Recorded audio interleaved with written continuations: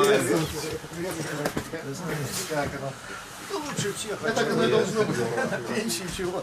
Корнелий Мигалинский встретил столичных гостей там, где проработал больше половины жизни. Сначала научным сотрудником, затем почти 40 лет с 1964 по 2003 год в должности директора Печора-Илочского заповедника. Сейчас он на заслуженном отдыхе, но по-прежнему остается активным и неравнодушным человеком.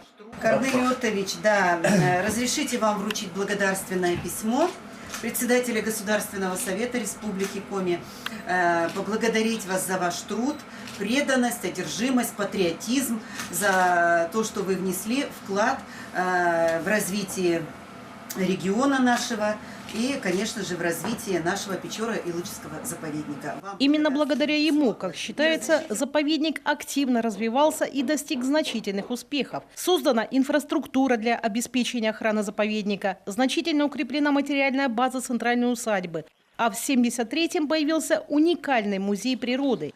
Имеющиеся в нем зоологические и ботанические коллекции были собраны в малодоступных областях заповедной территории и представляют сегодня немалую ценность для научных исследований.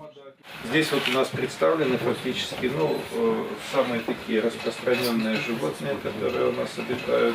Печора-Илочский заповедник самый крупный в Европе. В 1985 году ему присвоен статус биосферного, а в 1995 он первым в стране включен в список всемирного природного и культурного наследия ЮНЕСКО. Площадь превышает 720 тысяч гектаров. В последние годы здесь активно развиваются различные виды туризма. Безусловно, динамика достаточно положительная. Сегодня и это и экотуризм, это туризм к нашим природным памятникам. Безусловно, это туризм к тем красотам, которые находятся на территории Печора-Илочского государственного биосферного заповедника.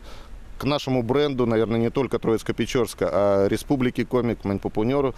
Для примера могу сказать, что в течение новогодних праздников 2018 года поток туристов увеличился практически в 6 раз.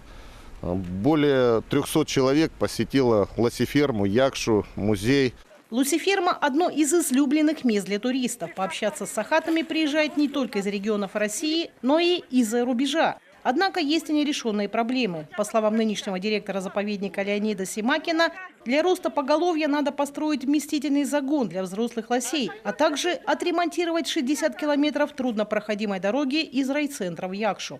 Депутаты Госсовета пообещали помочь. Наталья Литкевич, Павел Люлянмин, телеканал Юрган, Троицко-Печорский район.